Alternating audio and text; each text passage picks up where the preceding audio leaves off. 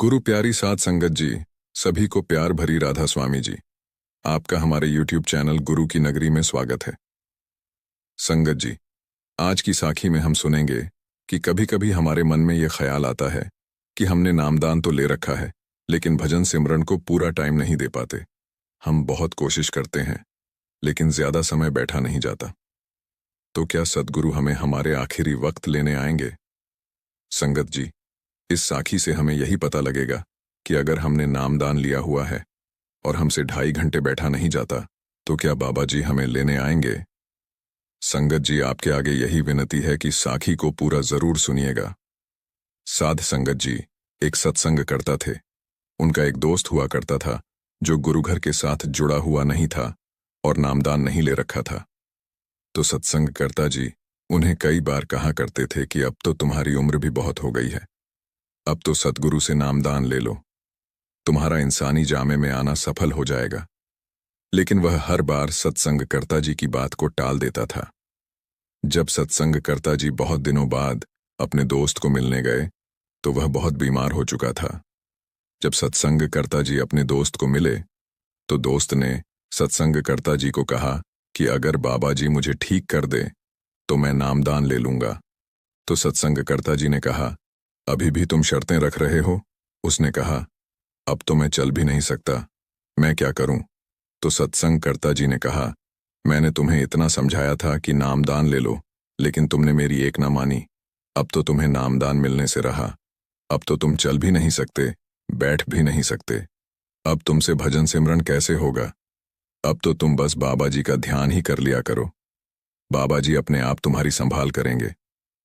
उस बुजुर्ग के बेटे भी तब वहां खड़े थे जब सत्संग करता जी ने अपने दोस्त को यह बात कही।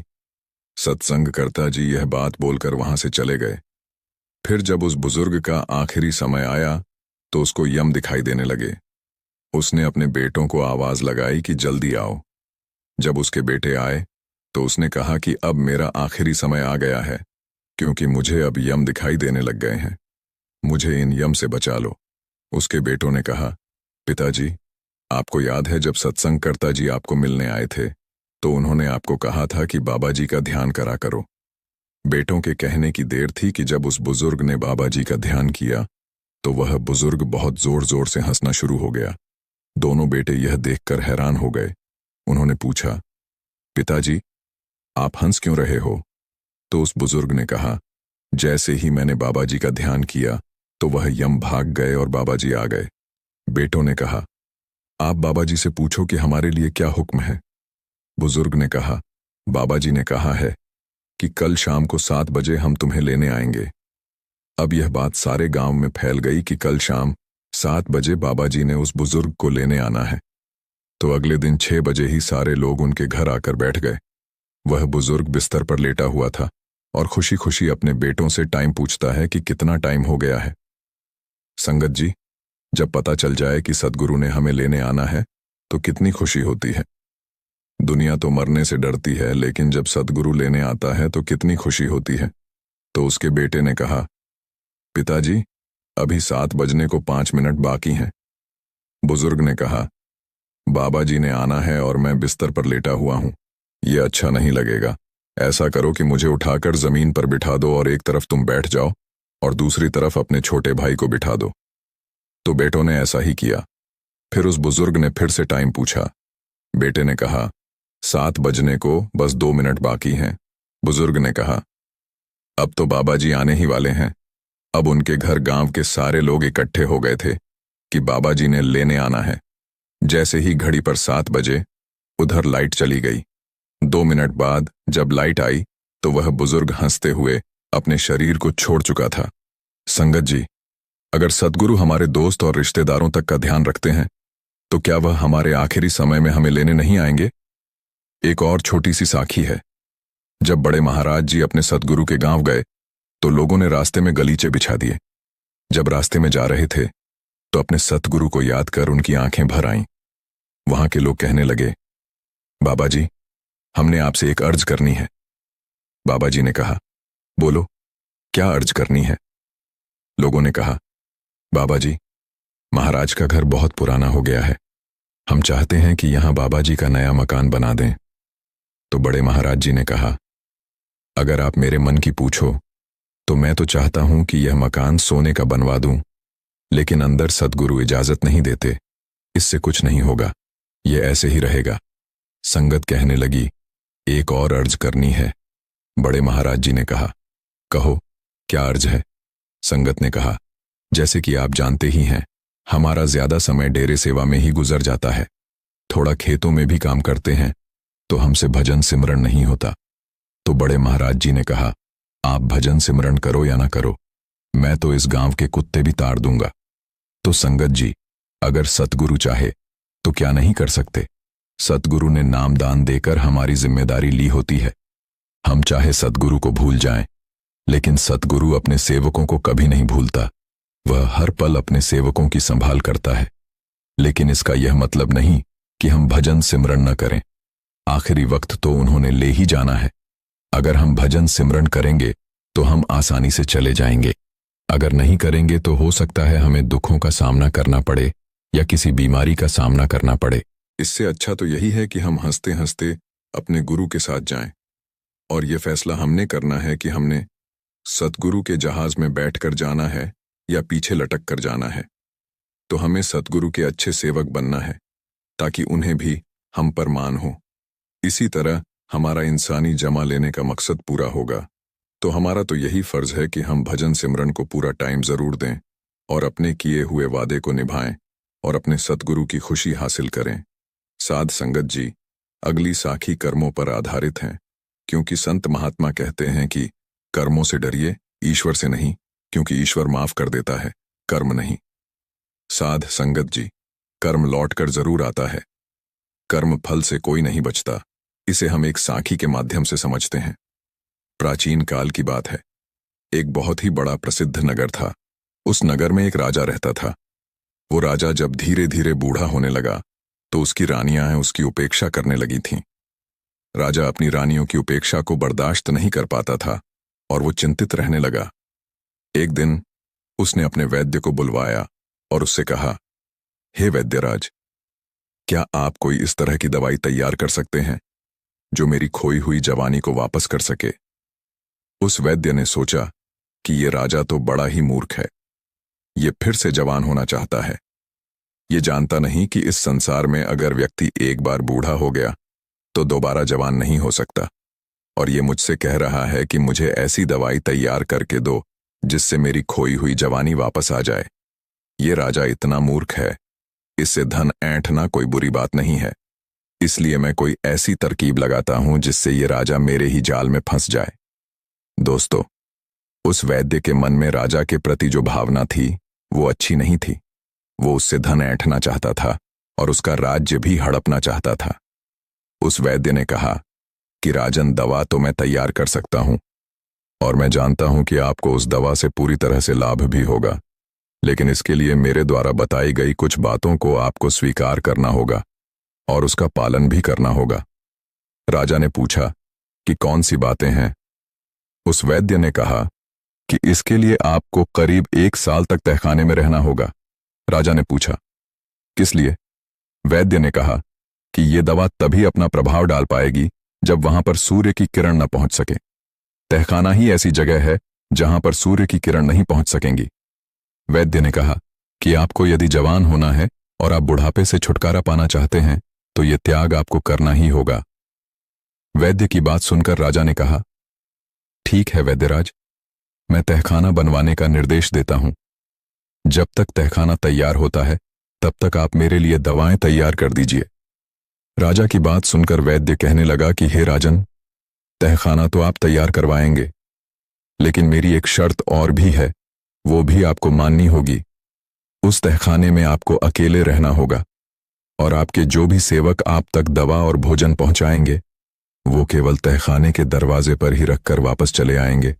यदि आपको ये सारी चीजें मंजूर हों तो मैं दवा को तैयार करूं। राजा उस वैद्य की बात को सुनकर पूरी तरह से तैयार हो गया। राजा मन ही मन खुश हो रहा था कि मेरी खोई हुई जवानी वापस आ जाएगी, और वैद्य अपने मन में ये सोच रहा था कि ये राजा कितना मूर्ख है। मैं इससे बहुत सारा धन ऐंठ लूंगा और इसके बाद इसके राज्य पर मेरा शासन हो जाएगा, क्योंकि राजा जब मेरे कहने के अनुसार तहखाने में चला जाएगा तो राज्य का जो भी कार्य है वो मेरे हिसाब से चलेगा। यही सोचकर निश्चित अवधि में उस वैद्य ने राजा को तहखाने में पहुंचा दिया और उसका उपचार करने का ढोंग करने लगा। उसने राजा से कहा कि हे राजन, अब कुछ ही दिनों के बाद आपका बुढ़ापा दूर होने वाला है और आपके स्वास्थ्य पर बहुत बड़ा प्रभाव पड़ने वाला है। अभी तक जो ये खाल आपकी लटकी हुई है, जो चेहरे पर आपकी झुर्रियां हैं, ये सब जाने लगेंगी और आपका शरीर बहुत ही बलशाली और एक जवान इंसान की तरह हो जाएगा। आपकी रानियां जब आपको देखेंगी तो वो आपको पहचान भी नहीं पाएंगी।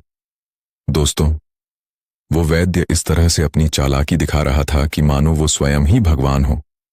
उस वैद्य की बात को सुनकर राजा बड़ा प्रसन्न हुआ और कहने लगा कि हे वैद्यराज, हम तो यही चाहते हैं, यदि मेरी खोई हुई जवानी फिर से वापस हो जाए तो मैं तुम्हें मुंह मांगा इनाम दूंगा और इतना धन दूंगा कि तुम्हारी आने वाली पीढ़ियां भी मालामाल हो जाएंगी।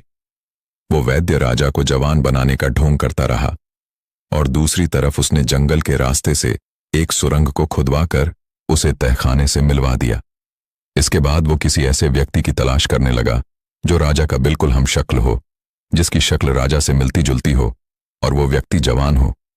दोस्तों, एक दिन की बात है, नदी के तट पर स्नान करता हुआ एक व्यक्ति वैसा ही दिखाई दिया जैसा वो चाहता था, जिसकी शक्ल सूरत बिल्कुल उस बूढ़े राजा से मिल रही थी। वैद्य उस व्यक्ति के पास पहुंचा और कहने लगा कि हे नौजवान, लगता है कि इस नगर में पहली बार आए हो। तुम कहाँ के रहने वाले हो? उस व्यक्ति ने कहा कि श्रीमान जी, आपने बिल्कुल ठीक पहचाना। मैं इस नगर में पहली बार आया हूं, लेकिन आप मुझसे ये सब क्यों पूछ रहे हो? वैद्य ने कहा कि तुम मुझे अपना मित्र ही समझो। अगर तुम मेरा कहना मानोगे और मेरे काम के लिए तैयार हो जाओगे तो मैं तुम्हें इस नगर का राजा बना सकता हूं। साध संगत जी, वैद्य की बात सुनकर वो युवक आश्चर्यचकित हो गया। वो कहने लगा कि आप कैसी बातें कर रहे हो? क्या आपका दिमाग सही नहीं है?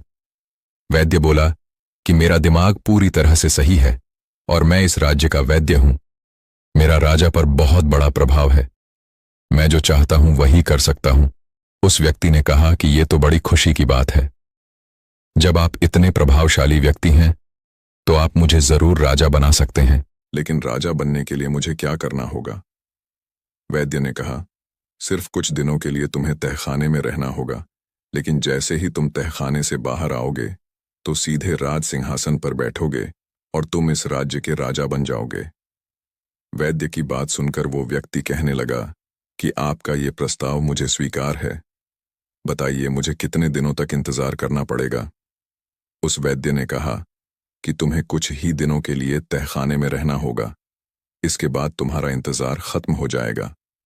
ज्यादा से ज्यादा 6-7 दिन तक तुम्हें तहखाने में रहना होगा। इसके बाद मेरी जो भी योजना है उसी के अनुसार मैं अपना काम करूंगा। उस व्यक्ति ने कहा कि ठीक है, पास ही में एक गांव पड़ता है, उसी गांव के बाहर एक झोपड़ी है, मैं वहीं पर ठहरा हूं। आप जब चाहे तो किसी भी युवक को भेजकर या खुद आकर मुझे वहां से बुलवा सकते हैं। उस वैद्य ने कहा, ठीक है दोस्तों।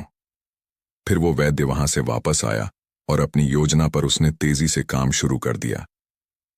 एक रात की बात है, वैद्य ने बूढ़े राजा के खाने में जहर मिला दिया और उस जहर के कारण जब राजा की मृत्यु हो गई तो वो वैद्य राजा की लाश को कंधे पर लाद कर सुरंग के रास्ते से बाहर निकल गया। जंगल में एक बड़ा सा कुआं था। वैद्य ने उसी में राजा की लाश को फेंक दिया और फिर उसी सुरंग के रास्ते से वैद्य ने उस व्यक्ति को तहखाने में लाकर बिठा दिया और उससे कहा कि तुम्हें यहां कुछ दिन ही कष्ट सहना है।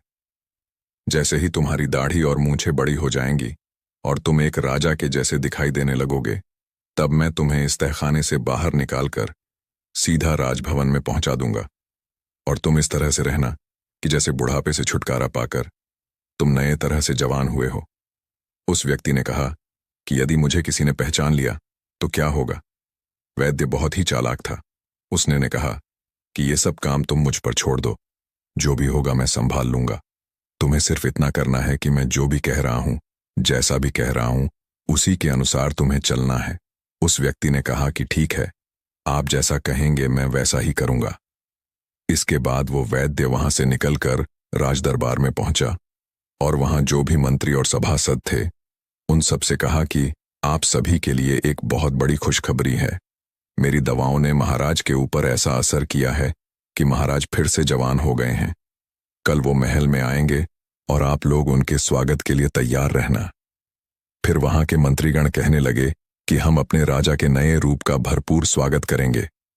फिर वैद्य वहां से सीधा रानियों के पास पहुंचा और वही बात उन दोनों रानियों से भी कही। इस बात को सुनकर दोनों रानियां प्रसन्न हो गईं।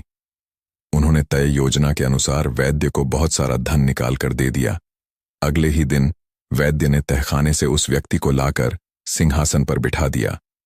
उस नए राजा को देखकर सभी लोग, रानियां और वहां के मंत्री हैरान हो जाते हैं, क्योंकि उनके हिसाब से बूढ़ा राजा बिल्कुल एक युवा पुरुष दिखाई देने लगा था। दोनों रानियां और उनके मंत्री इस बात से सहमत हो गए कि यही उनके राजा हैं। इतना ही नहीं, उस वैद्य ने राजा बने युवक से यह भी कहा कि राजन, आपका जो पुराना नाम था वो आप बदल दीजिए, क्योंकि अब आपका शरीर भी नया हो गया है, इसीलिए आपका नाम भी नया होना चाहिए। उस व्यक्ति ने कहा कि वैद्य जी, आपसे अच्छा नाम और कौन रख सकता है। जब आपने मुझे बुढ़ापे से जवान बना दिया है तो आप ही एक अच्छा सा नाम सोचकर रख दीजिए। फिर उस वैद्य ने जो भी नाम राजा का रखा वो सभी को पसंद आया और सभी ने उसकी सराहना की। अब एक नए नाम से वो राजा प्रसिद्ध हो गया था। उसी नए नाम से उस राजा की राजमहल में जय जयकार होने लगी। कुछ दिन तो राजा और वो वैद्य एक दूसरे के इशारों पर चलते रहे, लेकिन जैसे ही परिस्थितियां राजा के अनुकूल हो गईं और सब कुछ सामान्य हो गया तो उसने वैद्य की उपेक्षा करना शुरू कर दिया। ये देखकर वो वैद्य बड़ा दुखी हो गया। एक दिन उसने एकांत में राजा से कहा कि राजन, आपने तो सिंहासन प्राप्त करते ही मेरी उपेक्षा करना शुरू कर दिया। आपको याद है कि क्या वचन आपने मुझे दिया था? वो राजा कहने लगा कि कैसा वचन? किस वचन की बात कह रहे हो? वैद्य ने कहा कि मैं उसी वचन की बात कह रहा हूं जो आपने राजा बनने से पहले दिया था कि आप भविष्य में राजकाज मेरे ही आदेश के अनुसार चलाएंगे। लेकिन आप तो मुझसे कुछ भी नहीं पूछते हैं। राजकार्य तो आप अब मंत्रियों के परामर्श से ही चलाते हो। फिर उस नए राजा ने वैद्य से कहा कि तुम वैद्यराज हो, मंत्री नहीं, इसलिए तुम्हारा परामर्श लेना मेरे लिए आवश्यक नहीं है। इस बात को सुनकर वो वैद्य बहुत क्रोधित हो गया और चेतावनी भरे हुए कड़े स्वर में कहने लगा कि हे राजन, ये मत भूलिए कि इस सिंहासन पर आपको मैंने प्रतिष्ठित किया है। मेरे ही प्रयास के कारण आप इस राज्य के राजा बने हुए हो। फिर सिंहासन पर बैठे उस व्यक्ति ने कहा कि तुम झूठ बोल रहे हो। तुम कैसी बातें कर रहे हो? तुम मुझे राज सिंहासन पर बैठाने वाले कौन होते हो? ये राज सिंहासन मैंने अपने पूर्व जन्म के कर्मों से प्राप्त किया है। मैंने अच्छे कर्म किए, त्याग किया, तपस्या की और उसी का प्रमाण है कि मैं आज राजा बना हूं। ये सिंहासन मुझे अपने पूर्व जन्मों के तप और त्याग के फल स्वरूप प्राप्त हुआ है। उस व्यक्ति ने कहा कि समय आने पर तुम्हें सब कुछ पता चल जाएगा और इसका प्रमाण भी तुम्हें मिल जाएगा कि मैंने कैसे अपने पूर्व जन्म के कर्मों के अनुसार इस राज्य के सिंहासन को प्राप्त किया है।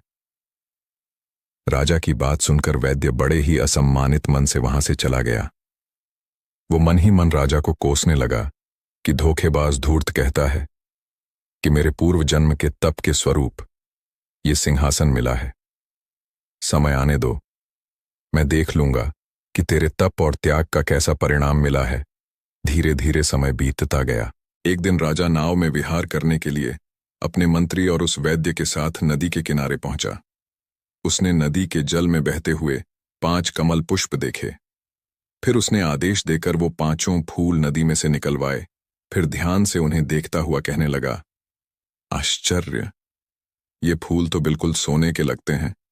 जीवन में मैंने कभी इतने अद्भुत कमल के फूल नहीं देखे। मंत्री ने भी सहमति जताई कि ऐसे फूल तो मैंने पहली बार देखे हैं। देखिए तो इनमें कैसी सुंदर पीली पीली किरणें निकल रही हैं। इन्हें तो आपको अपने सरोवर में लगवाना चाहिए। राजा ने वैद्य की ओर इशारा करते हुए कहा कि वैद्यराज, आप तो वनस्पति शास्त्र के बहुत ही गहरे जानकार हैं। बहुत सी जड़ी बूटियों को आप देखते ही पहचान लेते हैं कि ये कौन सी जड़ी बूटियां हैं। तो जाकर उस स्थान का पता तो लगाइए जहां से ये फूल नदी में बहकर आए हैं, और यदि हो सके तो इनके कुछ बीज भी ले आइएगा। मैं इन्हें अपने सरोवर में लगवाना चाहता हूं। कोई और अवसर होता तो वो वैद्य जाने से इनकार कर देता, किंतु इतने मंत्रियों की उपस्थिति में वो कैसे इनकार कर सकता था? यदि इनकार करता तो उसकी योग्यता पर प्रश्न चिन्ह लग जाता। सब यही सोचते कि इस वैद्य को वनस्पति शास्त्र का कोई भी ज्ञान नहीं है, ये तो केवल पाखंडी है और बड़ी बड़ी हाँकता रहता है, इसे कुछ भी मालूम नहीं है। इस तरह से सोचकर कि उसकी हंसाई न हो जाए, वो वैद्य तैयार हो गया। नदी के बहाव के विपरीत दिशा में चलता हुआ वो वैद्य उस नदी के उद्गम स्थल पर पहुंचा, जहां उसने एक बहुत पुराना ऐसा मंदिर देखा जो खंडहर में तब्दील हो चुका था। उस मंदिर का अधिकतर हिस्सा ध्वस्त हो चुका था। सिर्फ वही कक्ष कुछ अच्छी हालत में बचा हुआ था, जिसमें भगवान शिव की मूर्ति थी। भगवान शिव की मूर्ति को देखकर उस वैद्य ने भगवान शिव को प्रणाम किया। फिर उस कक्ष के बाहर निकलकर मंदिर के प्रांगण में पहुंचा और इधर उधर निगाह दौड़ाने लगा। तभी उसकी निगाह एक बरगद के वृक्ष पर पहुंच गई। वो बरगद का पेड़ बहुत ही विशाल था और नदी के किनारे उगा हुआ था। उसकी कुछ शाखाएं तो नदी के जल के ऊपर फैली हुई थीं। तभी उसकी नजर वृक्ष की एक शाखा पर लटके हुए एक मानव के कंकाल पर पड़ी। वो नर कंकाल बरगद की एक मोटी सी शाखा पर उल्टा लटका हुआ था। उसकी टांगें आकाश की ओर थीं और सिर नदी के जल से कुछ ऊपर था। फिर वो वैद्य उस नर कंकाल के समीप गया और वो सोचने लगा कि ये कैसा कंकाल है और किसका है और क्यों विपरीत अवस्था में लटका हुआ है। क्या इसके उल्टा लटकने में कोई रहस्य छुपा है? वैद्य ये सब बातें सोच ही रहा था कि अचानक मौसम बदल गया। आकाश में बड़े बड़े काले घने बादल छा गए। हवा का प्रवाह तेज होने लगा। देखते ही देखते तेज आंधी के साथ घनघोर बरसात शुरू हो गई। बरसात में भीगने से बचने के लिए वो वैद्य बरगद के मोटे तने से सट करके खड़ा हो गया। फिर उसने देखा कि बरसात की जो बूंदें उस कंकाल को स्पर्श करके नीचे नदी में गिर रही थीं, उससे स्वर्ण कमल पैदा हो रहे थे। ये देखकर वो वैद्य बड़े आश्चर्य में था। बारिश जब बंद हुई तो वैद्य ने लटकते हुए कंकाल को छूने का प्रयास किया। तभी अचानक नर कंकाल शाखा से अलग होकर नदी के जल में जाकर गिर गया और गहरे जल में जाकर वहीं विलीन हो गया। वैद्य जब वापस लौटकर आया तो उसने जो भी घटना हुई थी वो सब राजा को बता दी। ये सब सुनकर के राजा के चेहरे पर मुस्कान आ गई। उसने वैद्य से कहा कि वैद्यराज, जिस नर कंकाल को तुम देखकर आ रहे हो वो पूर्व जन्म में मेरा ही शरीर था। मैंने अपने पूर्व जन्म में उस बरगद के वृक्ष पर उल्टा लटक कर वर्षों तक भगवान भोले बाबा की तपस्या की थी। मैं एक योगी था। तपस्या के दौरान ही मेरी मृत्यु हो गई थी। वर्षों तक उल्टा लटके रहने के कारण मेरा शरीर सूख गया था और नर कंकाल में तब्दील हो चुका था, और अब तो वो नर कंकाल भी शेष नहीं रहा। अच्छा हुआ जो मेरे पूर्व शरीर को मुक्ति मिल गई। राजा की इन बातों को सुनकर उस वैद्य ने कहा, पर मेरी एक शिकायत अब भी है आपसे। मेरे प्रयासों से आप राजा बने और आप अभी भी मेरी उपेक्षा कर रहे हो। उस राजा ने कहा कि हे वैद्यराज, यही तो तुम्हारा भ्रम है। मैंने तुम्हें बताया तो है कि राज्य पद मुझे मेरे पूर्व के जन्म के कर्मों के फल के कारण मिला है। फिर उस वैद्य ने कहा, तो क्या मेरे प्रयासों का कोई मतलब नहीं है? राजा कहने लगा कि तुमने जितने भी काम किए वो सब अपने स्वार्थ के कारण ही किए।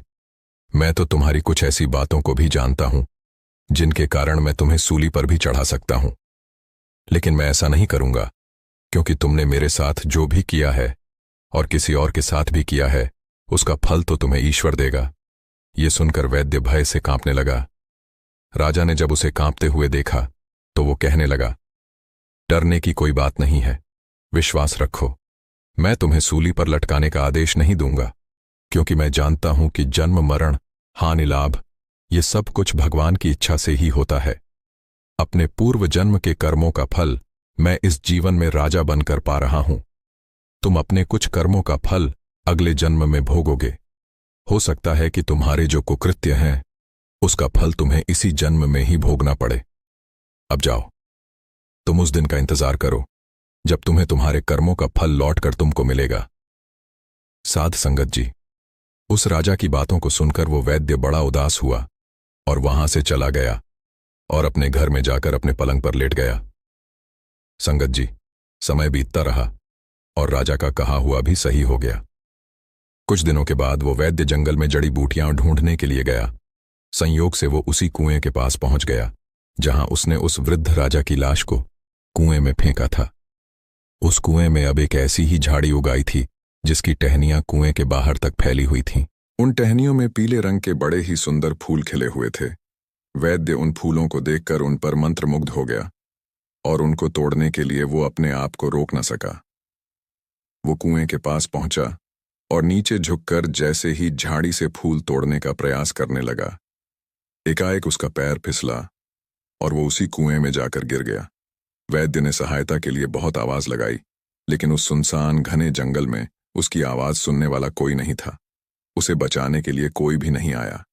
परिणाम वही हुआ, भूखा प्यासा वैद्य उस कुएं में तड़प तड़प कर मर गया। साध संगत जी, मनुष्य को अपने बुरे और अच्छे कर्मों का फल एक न एक दिन भोगना ही पड़ता है। कर्म फल से कोई नहीं बच सका है।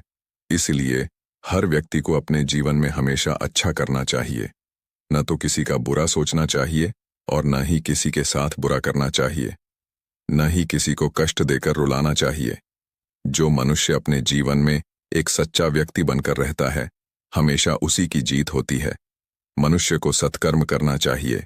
सभी व्यक्तियों को मान सम्मान, यश, कीर्ति सत्कर्म से ही प्राप्त होती है।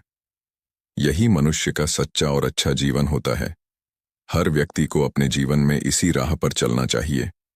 साध संगत जी, साखी अगर आपको अच्छी लगी हो, कमेंट में राधा स्वामी जरूर लिखें जी, और चैनल को सब्सक्राइब जरूर करें जी, क्योंकि हम आपके लिए ऐसी ही रूहानी साखियां लाते रहेंगे। राधा स्वामी जी।